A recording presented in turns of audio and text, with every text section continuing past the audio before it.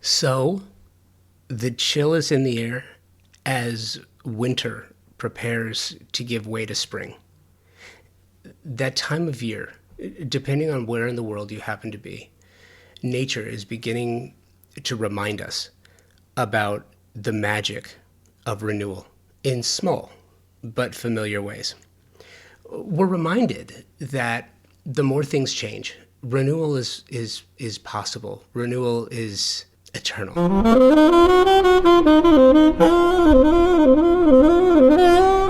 Today's Icon Registry episode celebrates our newest inductee.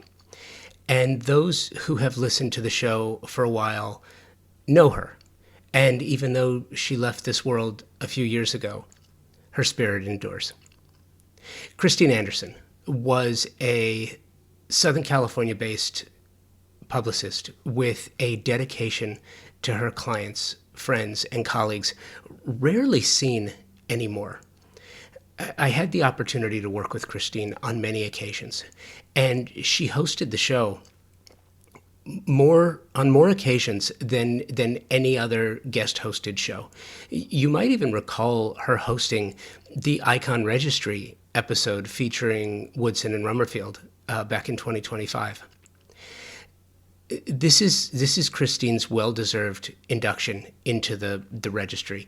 What you are about to hear is Christine's conversation with Dora Epstein-Jones. Dr. Dora Epstein-Jones is a prominent architectural theorist, educator, and administrator known for her rigorous interrogation of the discipline's boundaries. She's currently a professor of practice at the University of Texas at Austin School of Architecture, having joined the faculty in fall of 2023.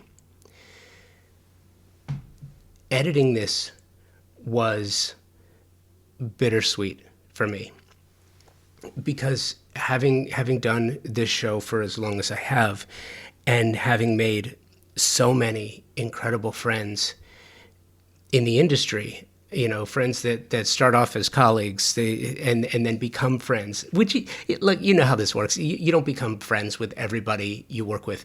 But with Christine and I, it was really interesting because, and I don't think I've talked about this before on the show, but sometimes there is conflict between media and public relations.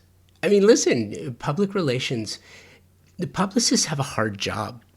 You want to put your client in the best light all the time. You want to submit them for everything. You want to shield them from negativity and doubt and rejection, but you have to put them out there because you got to score wins.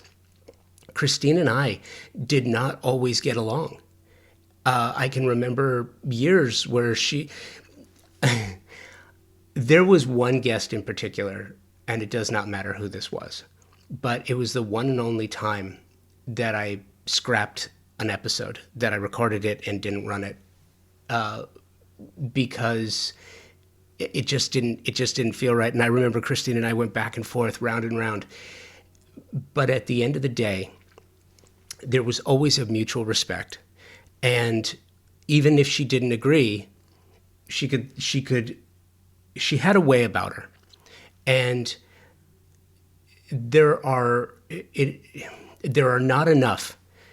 Now, don't get me wrong. I work with some absolutely incredible publicists. Amazing. Not all of them are great.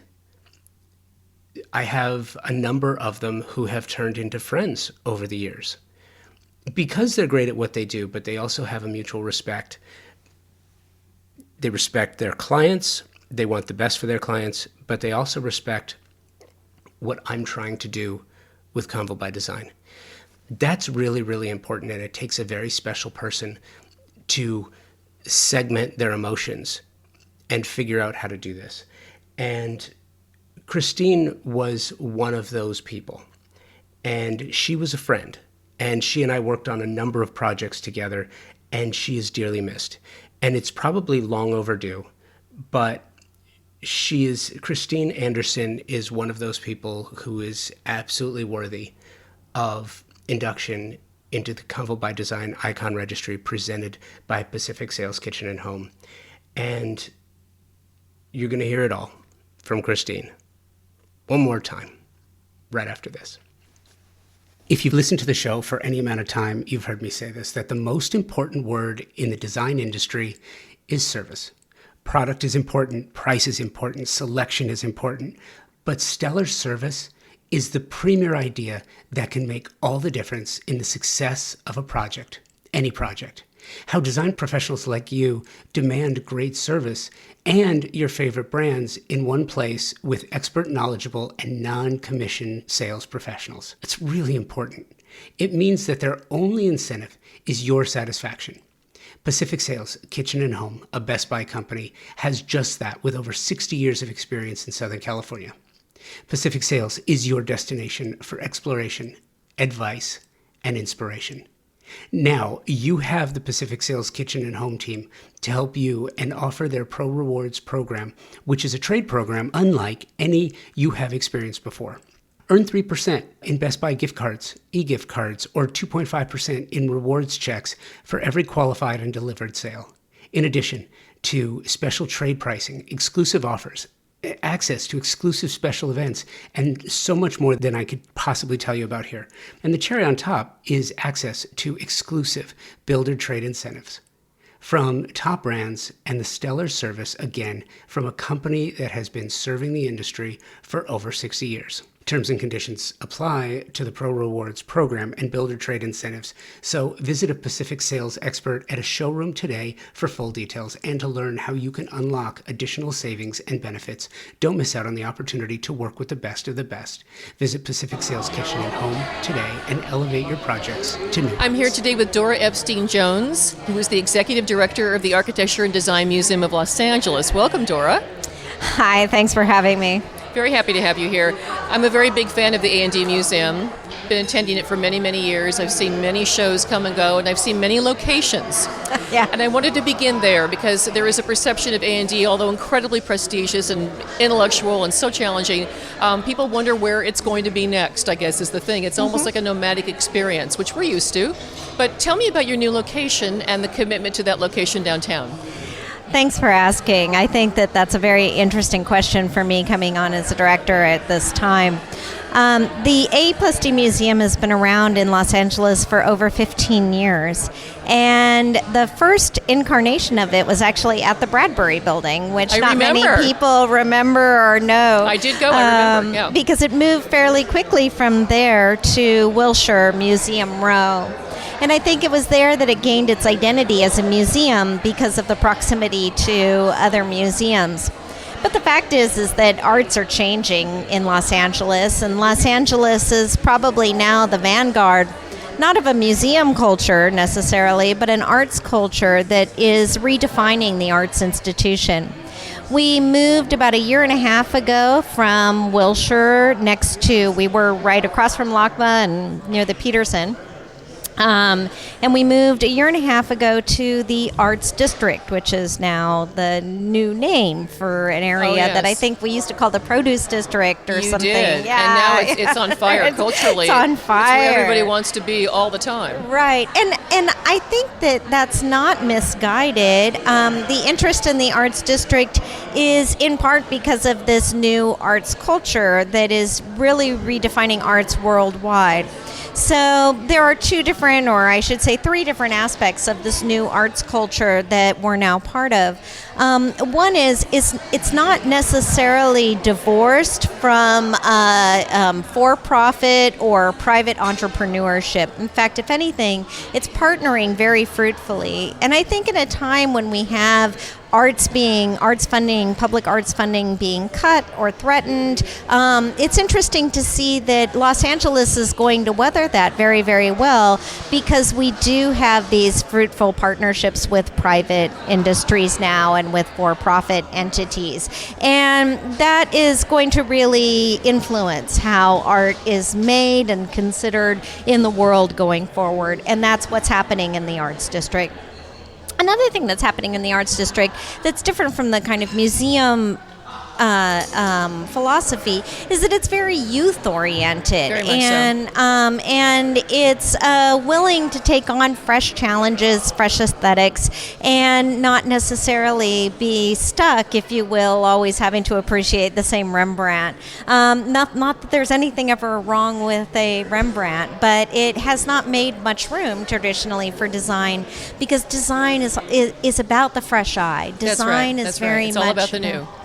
Yeah, and it's about that the eye getting to breathe in the new air, and and seeing something aesthetically that you hadn't considered, a facet or a curve or a color or a material, and allowing that to blossom within the mind as an aesthetic experience. And I think in terms of your exhibitions in general, you really make a very good case for that, because the exhibitions are aesthetically interesting. They're very intellectual. They're also a lot of fun. they are, right? Honestly, they are. And the new building is fantastic. I mean, it's this enormous warehouse. We went to your auction that happened just a few months ago, and I couldn't believe the space you had there in terms of what you've got to offer. People need to get down there, because you wander around. I've never seen the auction items pop like that before. It was real tempting to bid on a lot more items, because you could see them visually. And you had the space, the ceiling space, and it was really a spectacular venue. For sure. And I think that that's the third aspect, is the new occupation of space in a very urban way, meaning that the institution is not aloof from the urban scene. It's part of the urban scene. It's integrated into the urban scene. So the success of, say, Hauser, Wirth, and Schimmel is in many parts because it's part of that urban scene. It takes advantage of a reused, readapted building. And so are we. We used to be a manufacturing building, and now we're reoccupying this this building. And it's lovely. It provides a lovely backdrop full of texture, but it's also a very flexible backdrop that allows us to really draw out the best in architecture and design in a flexible way and in a flexible floor plan. It's got an extraordinary outdoor space too, for parties, entertaining, and music and all that. That's what's really nice about it, and the location. There's lots of cultural things and restaurants in the area too. Let's talk about some of the exhibitions. One of the shows I had seen a few years ago, before you had joined the museum, was a show called Never Built LA. And that was when you were on Wilshire Boulevard. Yes. And that was really, for anybody who hadn't had a taste of the A&D Museum and what they could do, was that a show to see. That was just everything in LA that might have happened, whether for good or bad, was showcased. And it was incredible, from the visionary to the absurd. It was a great, great show by two wonderful curators, Sam Lubell and Greg Golden. That stands out in my mind of something that was really a landmark show. What's coming up that we can look forward to that's going to be provocative? Well, Never Built was a landmark show, and it certainly has become its own franchise. There's Never Built New York now, and they have a book and an exhibition that have gone along with that. But the beauty of the Never Built show, and I think one of the reasons why it works so well for A+D, is because it brought together very long-standing ideas about who we are in our city and the identity of certain buildings and certain designs, together with the visionary, the speculative, and the futuristic, and even the absurd. Yes. And we've taken that spirit, and we have a couple of upcoming shows that I think will be interesting to you. The first is the Architectural Imagination, which is the U.S. Pavilion from the Venice Biennale, which will be opening in July and running through September.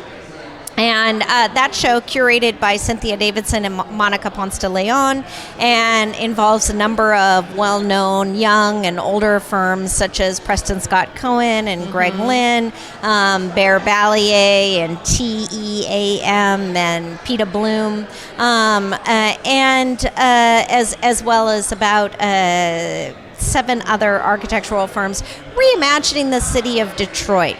And I think that show will reflect some of the the successful feel, if you will, the joie de vivre of Neverbuilt, in the sense that it's belonging to a place and speculative and maybe even a little absurd and futuristic. It's incredibly provocative. And this is the exact installation that was at the Venice Biennale. This is the exact installation, down to the tables. For those of us who weren't able to go. Right. It's a little bit of Venice right here. And we'll be having some summer parties to go along with that, with our great outdoor space. We'll be using that outdoor space to hold ice cream socials and having summer parties and summer lectures to go along with that. It's going to be fantastic. You know, for those West Siders who maybe think it's so far away, how am I going to get there? When I get there, what do I do? Can you talk a bit about the neighborhood? In other words, if we go to A&D Museum and then we want to go to, Hausenwerth and so forth, and Schimmel, what's around the area? What can we do? Oh, this neighborhood is going crazy. It's one of those neighborhoods that right now is becoming so densely populated with great cultural venues. So Hauserwerth and Schimmel is just the tip of the iceberg. In fact, Cartwheel Arts, they compile a map on a monthly basis of all of the galleries and all of the shows, as well as we have another of other maps that you can get at the A+D Museum. And those account for everything from the LA Loft Artists Collection to the Animal Museum, which is directly across the street from us. I haven't been to. That's haven't new been to the LA Animal Museum. You got to go to the LA Animal Museum. I will. And we are in September becoming the neighbors of the new ICA, which is the old Santa Monica Museum of Contemporary Art from Bergamot, which is moving over to where Elsa's Museum, I call it. Yes, exactly. Wow, fantastic. Just going to be our across the street neighbor, and then SciArc, of course, is there with its gallery and all of its artistic. And then there's all these fantastic restaurants, from Cafe Gratitude to Wurstküche to Kitchen and Church and State and Bestia. That I've heard is spectacular. That's supposed to really be wonderful. And honestly, once you're down there, you can stay busy forever. Do you consider yourself the arts district where you are? Oh, for sure. Okay, We're right in the heart. So. We're in the heart of the arts district. And in fact, we're considered now one of the anchor tenants, even in a really short period of time. The developer who owns our building and from whom we rent from gives us a generous donation each month as part of the rental agreement. Very nice. And has encouraged us to sign a longer term lease there in the arts district so that we can become anchor tenants for future development in that area. It's a cultural asset to have the Architecture and Design Museum, and right there on the corner of 4th and Colleton. It's spectacular, and it's also good for us because we want to know where to find you. Once we get used to fall in love with your space and your shows, we want to come back and find you. So that's really fabulous. And the neighborhood is really developing very, very quickly. There seems to be new construction going on everywhere you look. At this time. I'm excited because 4th Street, which is one of the streets that we border, has always been historically a throughput from across the bridge and then onto the freeway, and a rather fast street. Mm-hmm. We're hoping to get that street slowed down and make it more of a pedestrian corridor, because there's certainly enough pedestrian activity to keep any West Sider busy, any tourist busy. We even have an agreement with the Standard Hotel, which I think has been a vanguard of design and really design advocacy in the hospitality group. And one of the best rooftop scenes in the city down best there. If you haven't been on the rooftop, best you can't believe bar for sure. Great drinks and we have an agreement with the Standard that our museum tourists who stay at the Standard get a percentage off of their stay and free tickets to the Very Architecture nice. and Design Very nice. Museum as part of their stay and play And package. listen, this is the kind of thing that you need to do just to incentivize everybody, because once you get down there, you're so happy you got there. But until you Yeah. do, it can be a little bewildering, despite Right. the fact that it's so busy and so alive right now. Right. It's really a whole new, our city has so much more texture than it's had in so many years, which is pretty thrilling. It's very exciting. And we even have a new organization and exhibition that is opening up today, as a matter of fact, with the partnership with the mayor, Eric Garcetti, the Green Building Council, engineers, 100 Resilient City, and Rebuild by Design, as well as the Now Institute. And we're partnering with them to change current code framework in the city of LA to promote buildings that are motivated by this cultural energy.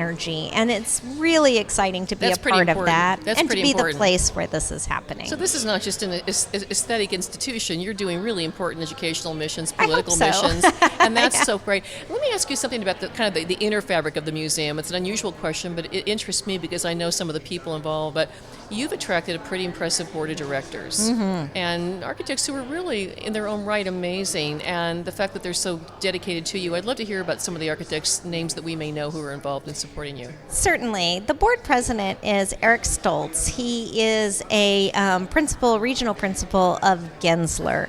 And he has a lot of projects to his name, and my favorite being the Cleveland Browns Stadium, because I get to go there and see the Cleveland Browns That's Stadium. got to be good. And he's a wonderful board president because he's very relaxed, and he draws people to him. And the people who have been drawn around this board are also long-standing board members. So Nancy Levins, who is not an architect, she's a consultant and a design advisor. We have Catherine Minaverni of Green Owl Studio, who's a graphic artist and a graphics advisor, as well as a brand consultant. We have John Dale, the amazing John Dale, who was the board president for a number of years. He's and such an advocate. principal. He's so involved and wonderful. Incredible. And now principal at Harley Ellis Devereaux.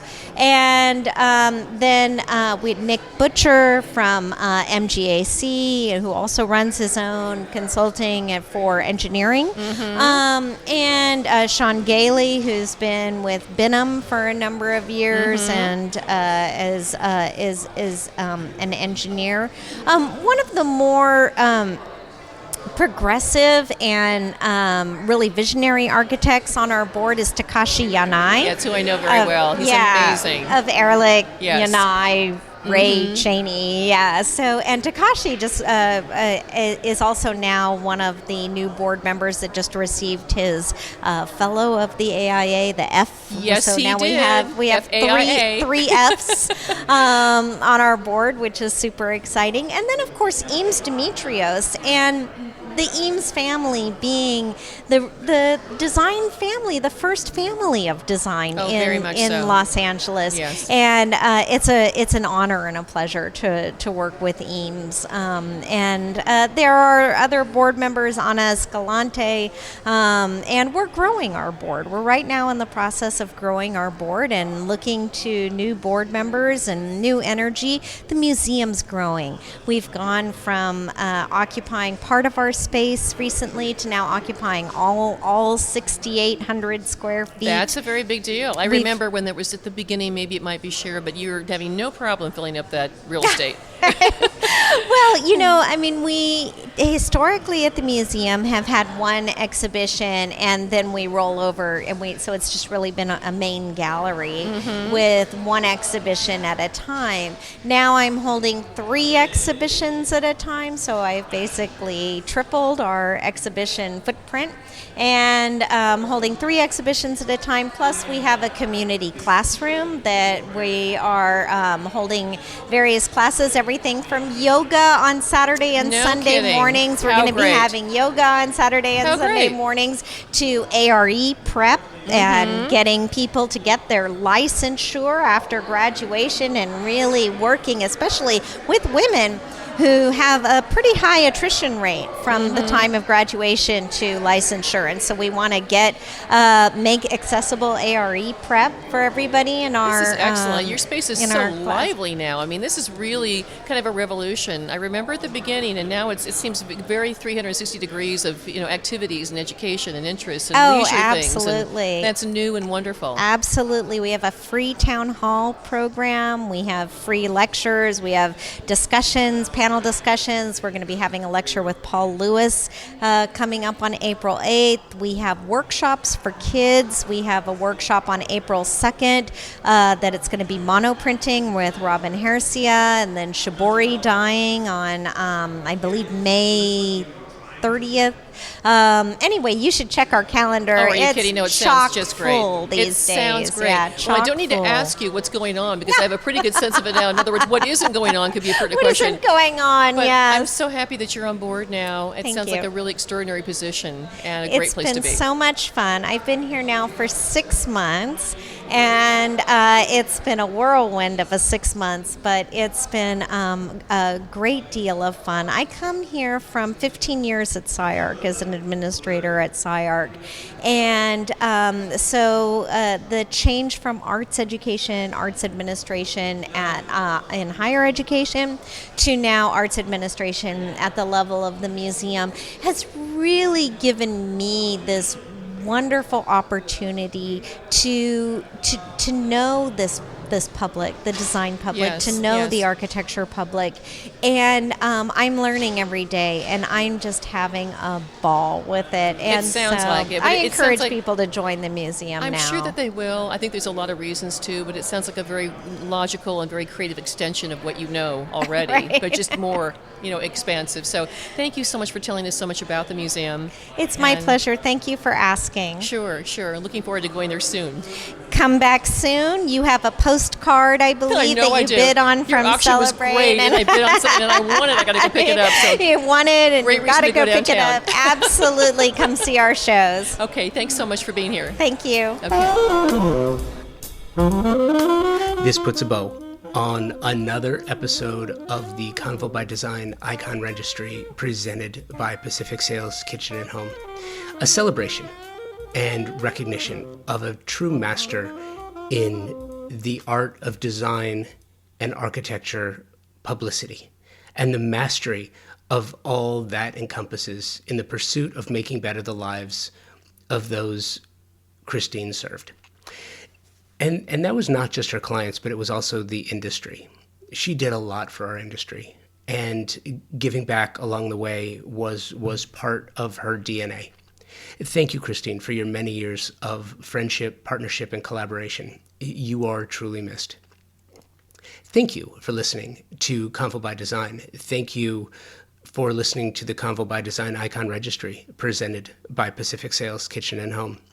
Thank you to my partner sponsors, Pacific Sales Kitchen and Home, as the presenting partner of the Convo by Design Icon Registry, and Convo by Design. Partner sponsors include Pacific Sales, TimberTech, and Shelter Republic. Thank you for taking the time to listen to the show. I couldn't do this without you, really wouldn't want to. I hope this show helps you stay motivated, inspired, and focused so you can do your best work and rise above the chaos.